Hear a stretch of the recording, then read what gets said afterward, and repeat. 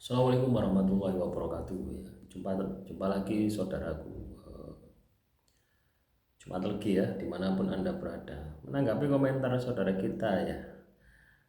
Pas pulang udah berusaha buka usaha sendiri, malah bangkrut. Mobil habis, sekarang lanjut jadi TKW lagi. Teman-teman Jumat lagi ya, jauhi hutang.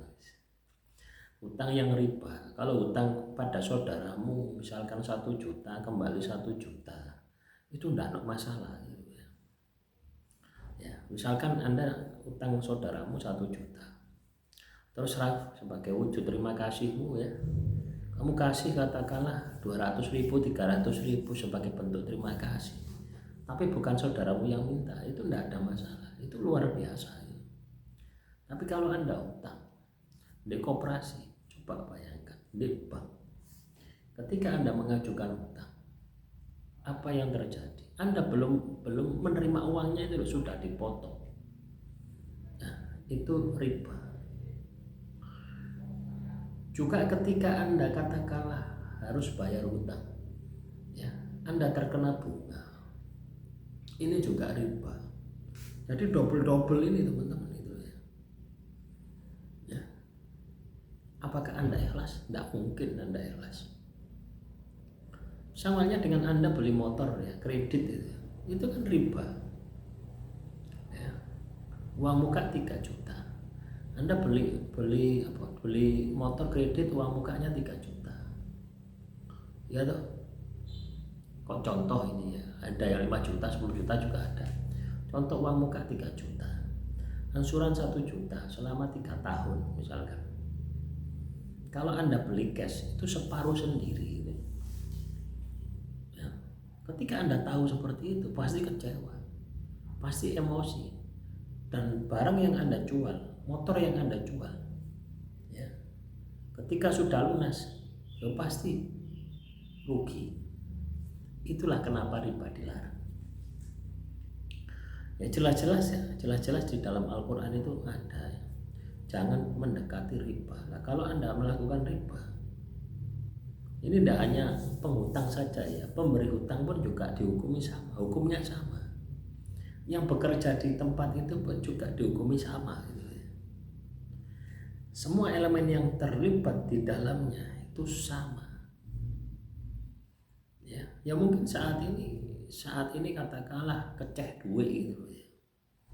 Tapi suatu saat akan habis. Saya punya tetangga ya, dia punya bisnis di bidang keuangan.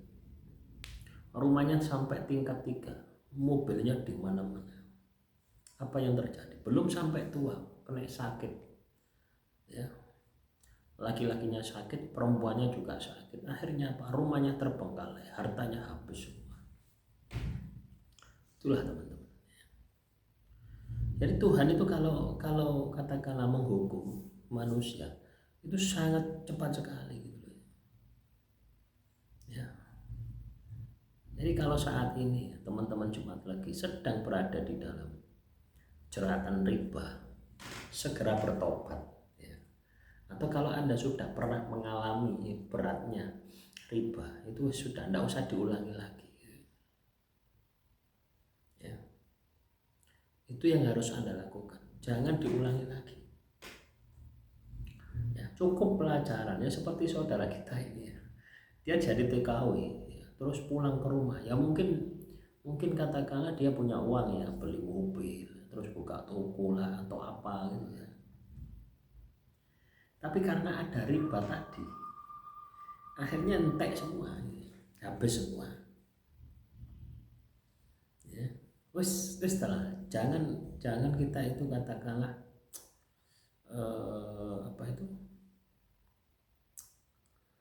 bermain-main ya, dengan perintah Tuhan, dengan larangan Tuhan itu jangan kita bermain-main. Karena ketika kita ini katakanlah bermain-main ya, nah itu tadi yang akan terjadi. Kita akan dihukum sama Tuhan. Kalau sudah kita dihukum sama Tuhan, tidak ada kekuatan kita gitu. Nah saat ini saudara kita balik lagi ya, jadi TKW ya. Jadi TKW sambil ditobati, sambil ditirakati, sambil berpikir usaha apa yang tidak melibatkan hutang. Jadi Anda harus berpikir ke sana. Yo investasi tidak masalah, Anda jangan beli mobil dulu lah, investasi ya. Kadang orang itu pengen beli mobil. Mobil itu kalau Anda tidak perlu ya, tidak usah beli mobil. Ya, kalau Anda beli mobil katakanlah untuk jualan pecel misalkan di pinggir jalan, tidak ada masalah. Anda beli pickup jualan buah di pinggir jalan, tidak ada masalah, artinya ada fungsinya. Tapi kalau Anda beli mobil hanya untuk gaya-gaya, setahun sepisan digawe gaya mudik, sebaiknya tidak usah beli mobil. Karena apa? Setiap tahun kita bayar pajak. Loh ya teman-teman, saya sampai sekarang ini tidak punya mobil ya. Pernah dulu punya mobil ya, sekitar tahun berapa itu ya, kota ganti. Jadi pengen beli mobil ini, wah ada yang baru, beli mobil mas. Akhirnya ludes semua ya. Dari situ saya tidak beli mobil. Saya bekerja ikut orang di perusahaan itu selalu dikasih inventaris mobil, disuruh bawa-bawa. Enak wis ndak gawe, ndak bayar pajak. Ya, bisa kita pakai kemana-mana mobil itu sama bos, sama perusahaan itu dikasih fasilitas. Nah itulah teman-teman ya. Jadi kalau kita katakanlah sudah kerja jauh jadi TKW ya, gunakannya untuk katakanlah sesuatu yang bermanfaat gitu ya. Gunakan untuk sesuatu yang berkualitas. Ya, investasi emas, investasi tanah, investasi rumah. Jadi seperti itu. Yang tidak mungkin turun pasti naik gitu ya. Anda investasi mobil, semakin tahun semakin turun.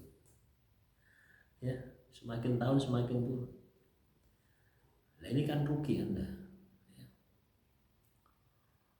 Terus Anda punya usahamu kamu bangun dengan utang. Harapanmu usahamu itu lancar. Apalagi kita kalau lihat ya situasi dan kondisi di negara kita saat ini, wes jangan terjebak dengan utang. Situasi dan kondisi di negara kita ini sedang tidak baik-baik saja. Jangan terjebak dengan utang. Negara kita ini loh ya, coba terjebak utang. Kita dikasih contoh, negara kita ini terjebak utang. Pengen bangun tol kemana-mana, pengen bangun ibu kota, sono ibu kota, bangun ibu kota, buang-buang duit, merusak alam. Loh itu kan sebuah nafsu manusia itu seperti itu. Ya, coba berapa triliun itu untuk IKN itu. Ya, dibrokno gawe kesejahteraan masyarakat kan yo lumayan. Ya. Nah itulah teman-teman. Bangun tol, ya siapa yang menikmati tol? Menengah ke atas, rakyat kecil enggak, malah digusur tanahnya gawe tol. Nah itulah, ini contoh gitu loh ya. Ketika kita terjebak dengan utang, ya ngawur seperti itu, ya dipaksakan. Itu kan sama saja loh. Anda sebenarnya enggak perlu beli mobil, tapi Anda paksakan beli mobil. Akhirnya Anda mau enggak mau utang.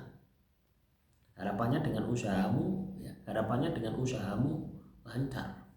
Tapi karena kamu melanggar perintah Tuhan, Tuhan akan buat dirimu sulit. Nah itu. Akhirnya bangkrut, akhirnya kembali ke Hongkong.